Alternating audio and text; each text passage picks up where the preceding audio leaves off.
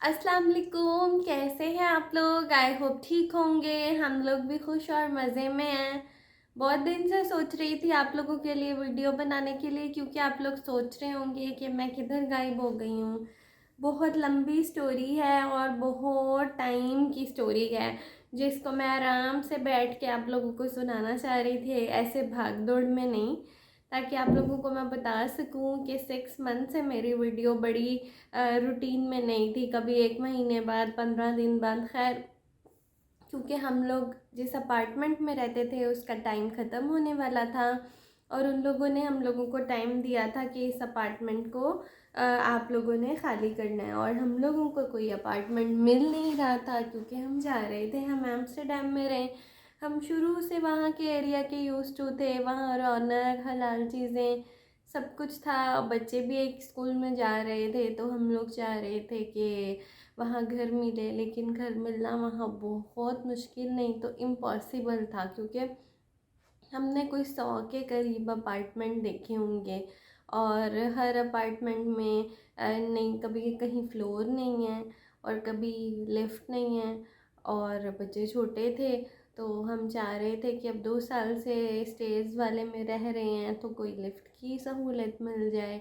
और कहीं floor floor लगवाना यहाँ किसी को बुलवाकर बहुत एक्सपेंसिव होता है, तो कुछ समझ में ही नहीं आ रहा था। फिर हमने सोचा कि हम जहाँ एम्स्टर्डम में जहाँ रह रहे हैं वहाँ के अलावा किसी और एरिया में देख लेते हैं। तो जहाँ पर भी देखते थे बहुत एक्सपेंसिव था। तो 6 मंथ लगे हैं हमें घर ढूंढने में।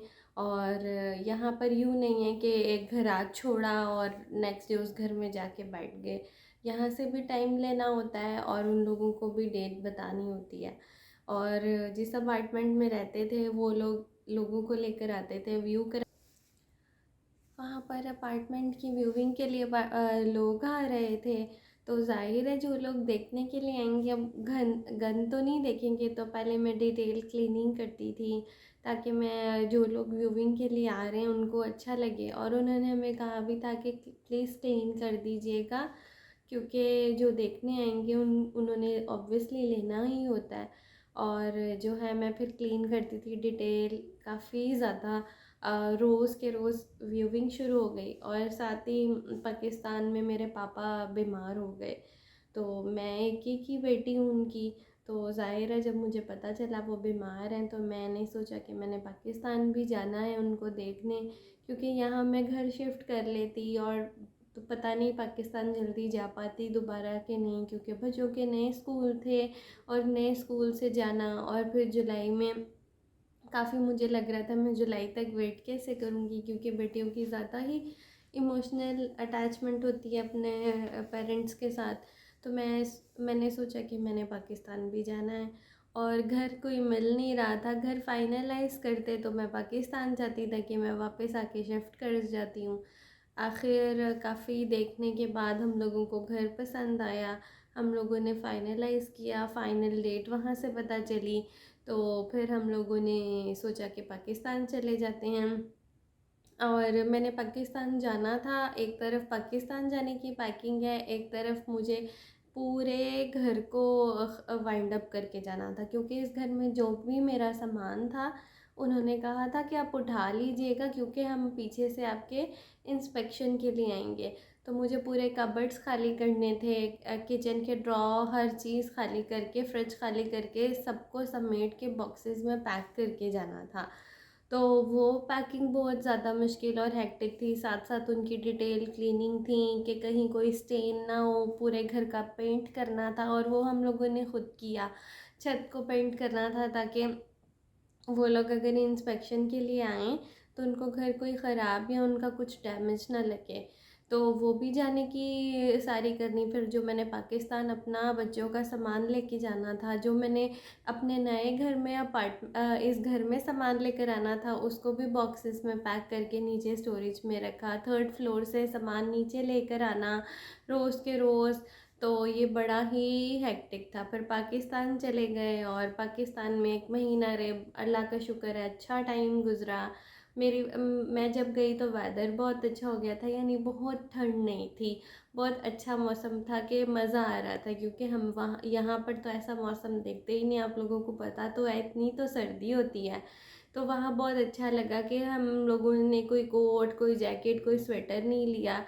फिर थोड़ी सी कुछ पापा की तबीयत भी मेरे जाने से स्टेबल हो गई, तो मैं मेंटली रिलैक्स हो गई।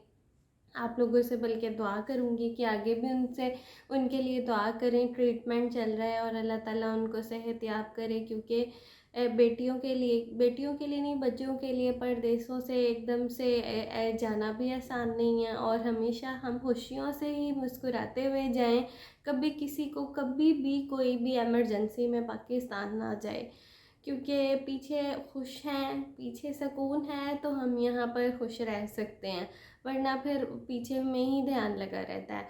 वापस आने के बाद यहाँ पर मेरे पास अब उस अपार्टमेंट में 10 डेज़ थे। 10 डेज़ में मुझे घर के लिए चीज़ें भी लेनी थी, और जो है वहाँ पर बच्चों का स्कूल भी फिनिश करवाना था, छोटे छोटे काम करने थे। फिर हमने 10 डेज़ में यहाँ शिफ्टिंग की। शिफ्टिंग में 3rd फ्लोर से सामान उतारना बहुत मुश्किल है। पर्सनली मैं कहूँ तो 2 लोगों के बस की बात नहीं होती घर शिफ्ट करने के लिए। मेरी एक जानने वाली है, मेरी सिस्टर बनी हुई हैं, उन्होंने इस घर में बहुत हेल्प की।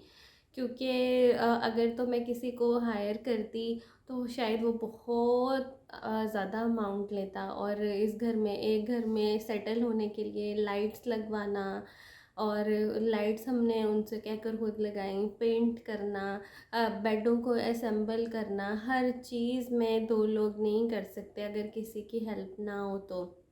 और हेल्प भी वो जो इन कामों को जानता हो, बिजली के कामों को या छोटे मोटे काम जानता हो। और ये सब मिलजुल कर हमने उनके साथ किया। उन्होंने मेरी इतनी हेल्प की, हर चीज़ को असेंबल करना, कबर्ड्स को। और क्योंकि जब सामान ऑनलाइन ऑर्डर करते हैं तो ऑब्वियसली वो आपको आकर फिक्स तो नहीं करके देते, उसको फिर घर में असेंबल करना होता है। तो बहुत हेल्प की, लाइटें लगाई उनके साथ, पेंट हुआ। बहुत से ऐसे छोटे छोटे अनगिनत काम होते हैं, दीवारों में मिरर लगवाना, लैंप लगाना, छोटी छोटी चीज़ें जो इंसान खुद नहीं कर सकता। तो उनके साथ उन्होंने मेरी हेल्प की। और अब अल्लाह का बहुत शुक्र है कि हम थोड़े सेटल हो गए हैं। छोटी छोटी ज़रूरियातें, ज़िंदगी की चीज़ें तो इंसान हमेशा लेता ही रहता है, लेकिन इतना नहीं है कि हम उसके बगैर रह ना सके। अब अल्हम्दुलिल्लाह सब चीज़ें फ़ाइनलाइज हुई हैं, बच्चों ने स्कूल जाना शुरू किया, रूटीन दोबारा से बनी है, बच्चे स्कूल चले जाते हैं, स्कूल पास है, अल्लाह का बहुत शुक्र है।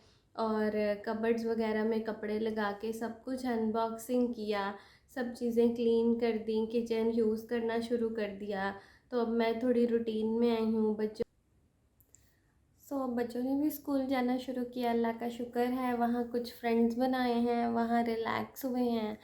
एरिया के पास ही पार्क है। अब मैं दोबारा से रूटीन में आऊँगी, अल्लाह का शुक्र है। अब रमज़ान शरीफ शुरू हो रहे हैं, उसकी तैयारियाँ, जो बनाऊँगी, जो चीज़ें, जो रेसिपीज़ कोशिश करूँगी शेयर करूँ, यहाँ का एरिया दिखाने की कोशिश करूँगी आपको।